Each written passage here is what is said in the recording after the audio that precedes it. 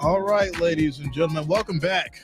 Welcome back to another show. Shout out to you guys for rocking with us today. Make sure you hit that like, hit that thumbs up as we're in another show. Today's date, obviously February 16th, 2024. We got a few stories for you guys as far as Caitlin Clark, the Kansas City Super Bowl parade shooting, as well as Jimmy G and whatever else you guys want to talk about, like how we always do. Shout out to you guys for rocking with us. Much love to the Race Gang. Much love to the family, all the listeners, all the watchers. We got some good stuff to cover today and some interesting stuff for sure. Shout out to you, Ryan. What's up, man? What's going on with you? Xavier in the house? Let's go. Let's go. Ladies and gentlemen. I first want to start off with showing the love, showing the appreciation, showing the giving the flowers to Caitlin Clark. I think this is very, very important to get into here. Let me just make sure I get my screens together here. I don't want to mess anything up. Make sure I got my screens. All right, I'm ready. Yeah, let's talk about Caitlin Clark. You know, she's been amazing. I've been paying attention to the highlights. I've been paying attention to, the stats and what she's been able to do on the court. I have not been able to stream a game of hers yet, but I will. Because I definitely want to start getting into, what she's doing out there live. I want to react to it. But we're going to go ahead and get into this story. Caitlin Clark, ladies and gentlemen. Iowa's Caitlin Clark breaks NCAA women's hoops scoring record. Iowa Caitlin Clark had no specific plan for how she hoped to break the NCAA women's basketball scoring record Thursday, but after doing so, while also setting the Iowa Hawkeyes single game scoring record, Clark had to grin. End quote, you all knew I was going to shoot a logo 3 for the record. I seen that. It was absolutely amazing. End quote, said Clark, who now has 3,569 career points, 49 of them coming Thursday. She scored 49 points, ladies and gentlemen. The girl's balling. The girl is balling. She's looking amazing out there. And, she's making history. She's making history right now. Says, and indeed, every aspect of the night seemed storybook perfect for the senior star. Clark came into number 4. Iowa's game against Michigan with 3,520 points, needing 8 to break the mark previously set by Washington Kelsey's Plum, 3,527 from 2013 to 2017. Clark did it about as quickly as she possibly could. She got the ball off the opening tip and drove him for a layup, then hit a deep three-pointer from her favorite spot on the court, the left side, and even deeper three-pointer from the same side. One of Clark's signature shots from the logo produced pandemonium from the packed house at Carver Hawkeye Arena. It took Clark just 2 minutes and 12 seconds to become the NCAA record holder. By the end of Iowa's 106-89 victory over the Wolverines, she had also bested Megan Gustafson's school record of 48. How amazing is that? That's very, very, very amazing. Shout out to Caitlin Clark for making it happen, going out there and balling, making, breaking records, setting records, all that fun stuff. It's always good to see that kind of stuff happen, and giving Caitlin her flowers right now, I think is definitely appropriate. I'll be looking forward to see how her career goes. I'll be looking forward to streaming some of those Iowa games, as well as getting more into March Madness. College basketball in general, you guys know how we do. We'll be getting into March Madness and a lot of fun stuff soon. So yeah, shout out to Caitlin Clark holding it down, setting records, and being a scoring leader. There you go. Shout out to Megan. What's going on with you, Megan? R871 in the house. What up? What's going on with you guys? So yeah, as far as, like I said, college, I did stream Syracuse, as well as North Carolina. That was a good one. Syracuse surprising and upsetting North Carolina. And I'll be looking forward to next week. I'm going to start, like I said, getting back into streaming college. And then we'll try to, mix things up as we get into March as well. Got a few things going on, but like I said, I'm excited for it. Shout out to you guys. Make sure you hit that like, hit that thumbs up, and of course, subscribe to the channel if you have not. Click that bell, turn on your notifications so you don't miss a stream. Next up, I want to get into the next story, ladies and gentlemen. The next story. Here we go. Two juveniles. Two juveniles have been charged in a mass shooting at the Chiefs parade. The Chiefs parade. So yeah, this is very, very significant here. I'm trying to, there we go. This is very significant, right? There was all kinds of news, all kinds of stories, all kinds of reporting when this situation happened. We now have this thing really, looks like we figured it out for the most part. But let's get into this one. Let's mine it out, and then we'll go from there. If I can get this playing here. Come on, Jay, get it going. I want to stress that preliminary investigative findings have shown there was no nexus to terrorism or homegrown violent extremism. This appeared to be a dispute. Where's my audio? Audio's not working. All right, let's just read it. Fine. Two juveniles were charged with crimes connected to the mass shooting at the Kansas City Chiefs Super Bowl rally, authorities said Friday, as the city tries to recover in the aftermath of the violence. A news release from the Jackson County Family Court said the juveniles were charged Thursday and are being detained in the county's juvenile detention center on gun-related and resisting arrest charges. The release said it is anticipated that additional charges are expected in the future as the investigation by the Kansas City Police Department continues. No further information was released. Juvenile court cases are largely kept private under the Missouri law, and hearings are not open to the public. Police initially detained 3 juveniles, but released one who they determined wasn't involved in the shooting. Police are looking for others who might have been involved and are calling for witnesses, victims, and people with cell phone video of the violence to call a dedicated hotline. Meanwhile, Kansas Cityans are turning to religious gatherings, vigils, and counseling to try and cope with the horror of what happened. A mother and popular disc jockey died in the burst of gunfire Wednesday as the parade and rally were concluding, and 22 others, more than half of them children, were injured. By Friday, 2 people remained in critical condition and 1 was in serious condition. Most of the injured children were out of the hospital and expected to recover. But the emotional recovery is only just beginning. The community horrified that 2 juveniles could cause so much trauma. Police believe a dispute between several people led to the shooting.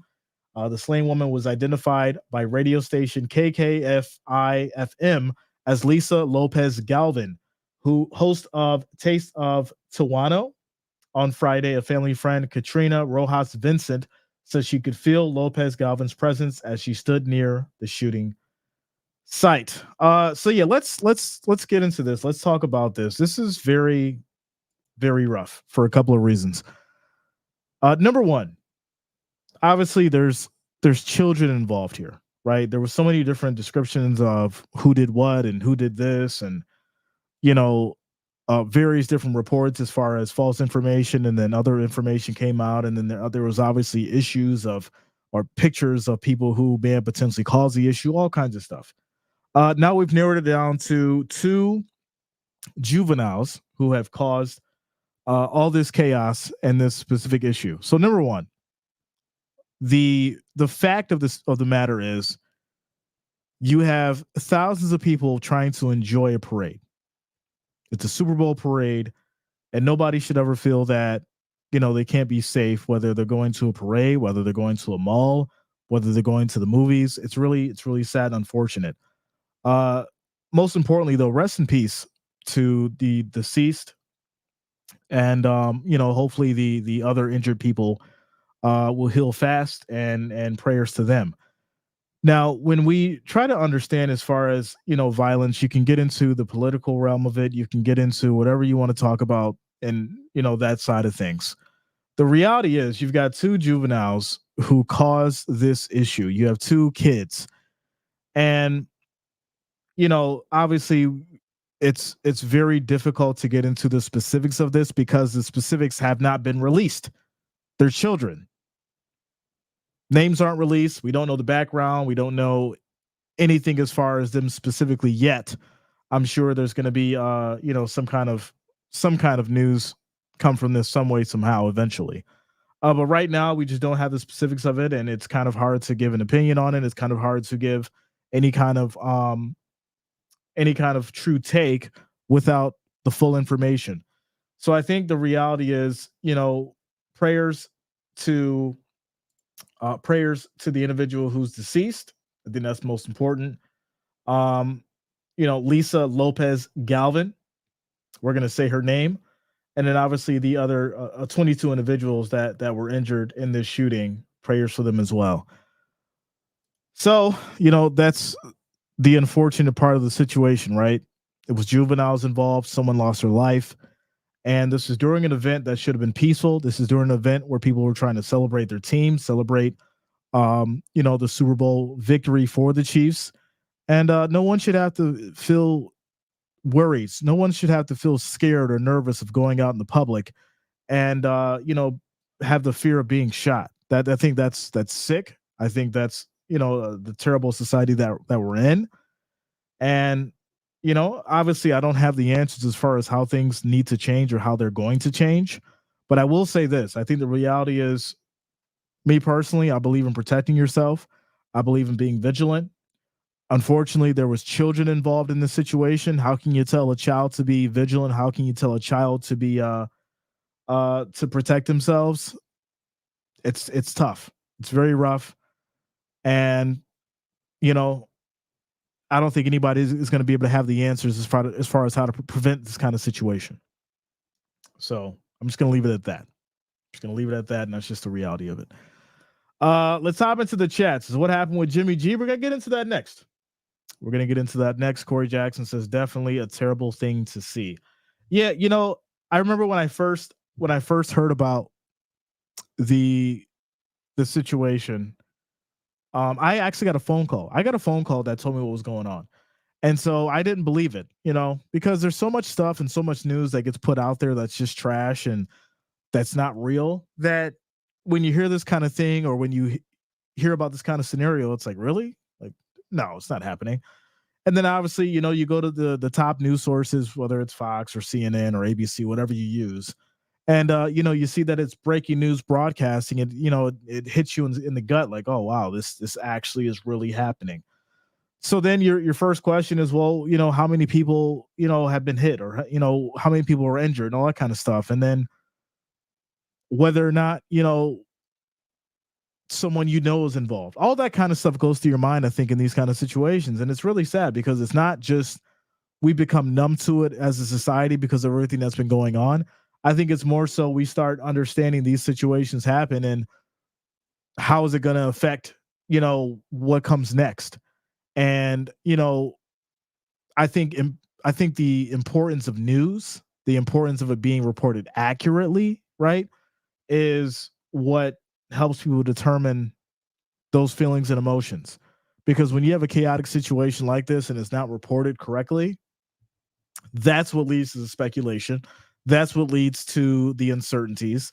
And that's what helps add to the chaos when you've got all kinds of different news, all different kinds of reports going on social media. So yeah, it's bad. As Ryan says, Twitter is the top news source. No. Shout out to you, Ryan. With that said, I'm gonna end it with this. Prayers to the deceased individual, as well as the people that are injured and the families involved. And we're just gonna have to keep it going from there. I did see also reports people were talking about as far as pictures of Patrick Mahomes and Travis Kelce were out eating dinner, after the shooting and enjoying themselves. And I actually posted it on Facebook. I said, listen, at what point does the show go on? Right? At what point do people sit back and say, all right, I need to go eat, or I need to go on about my day?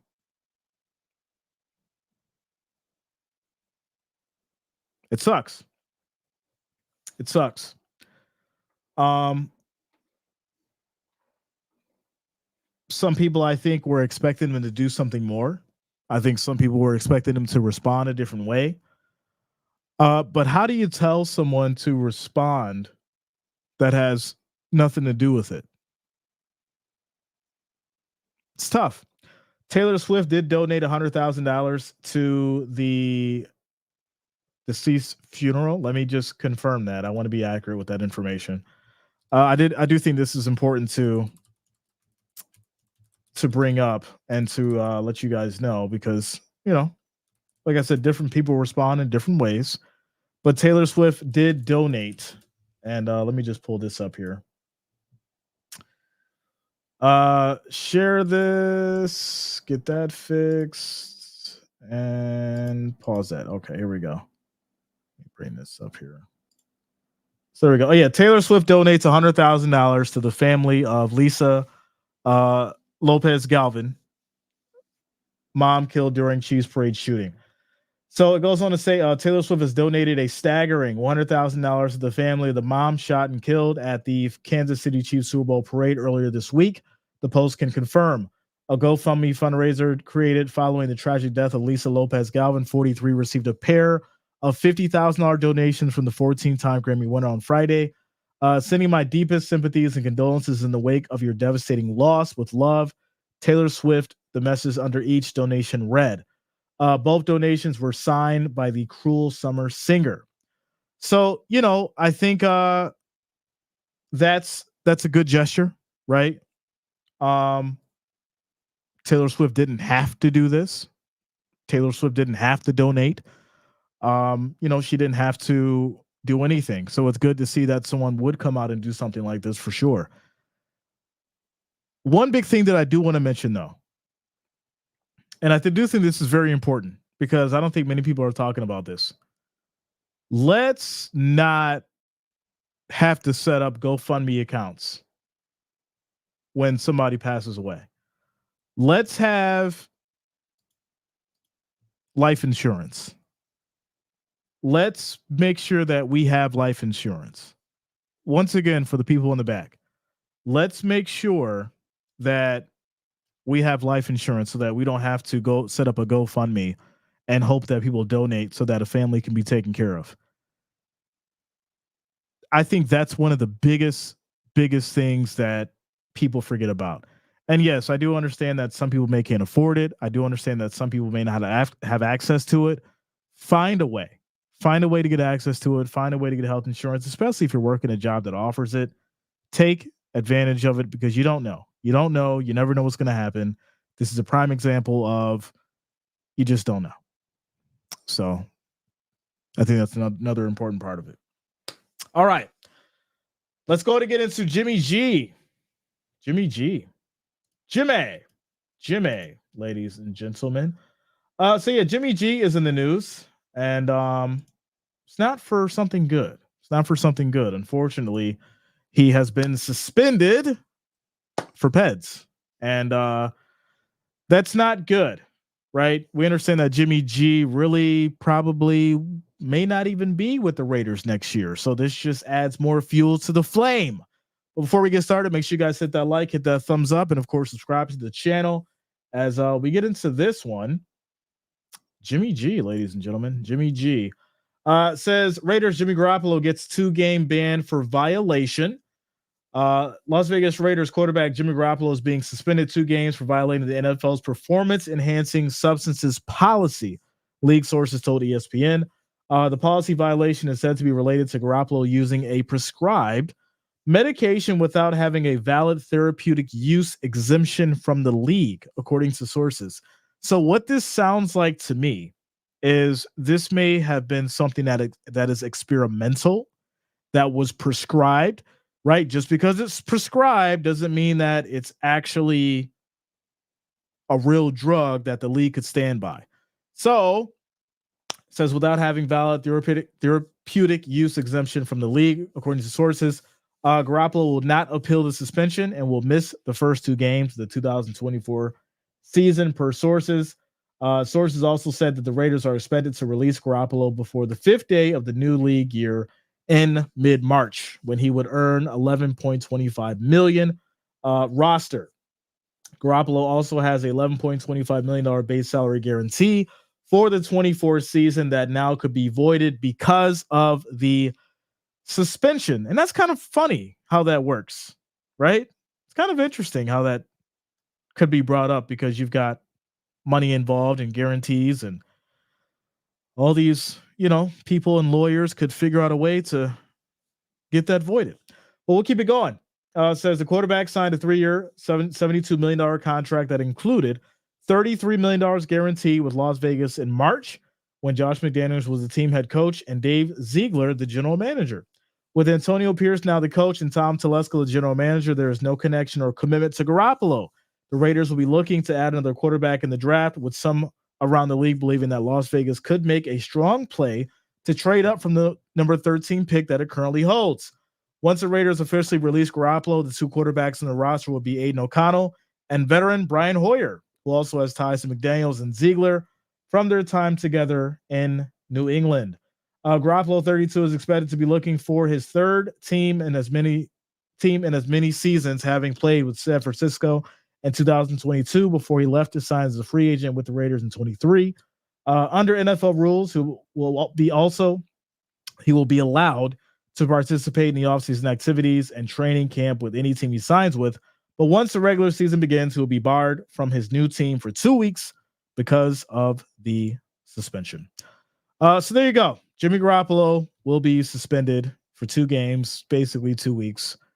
And we'll just have to see how this plays out. Not sure if he'll even be with the Raiders. Maybe he'll be somewhere else. Maybe he'll be a backup somewhere. We'll just have to see how it goes. And then obviously you guys know, I'll let you know.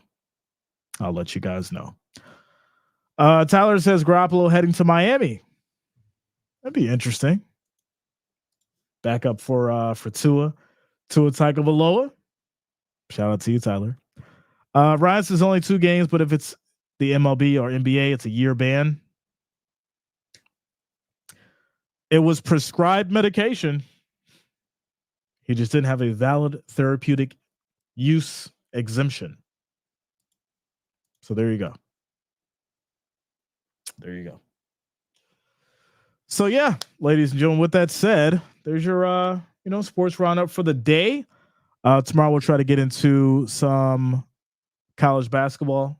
So make sure you guys lock it in. Make sure you hit that like, that thumbs up, and of course subscribe. March Madness is on the way. We got a couple weeks. So we'll get into some college all next week, obviously into February. And then we'll start getting into seeing who's going to be those top college basketball teams. I'm excited. You should be excited. And we get into college, ladies and gentlemen. Shout out to you guys. Much love to the Wrench Gang. Much love to the family, all the listeners, all the watchers. I will see you all tomorrow. Peace out.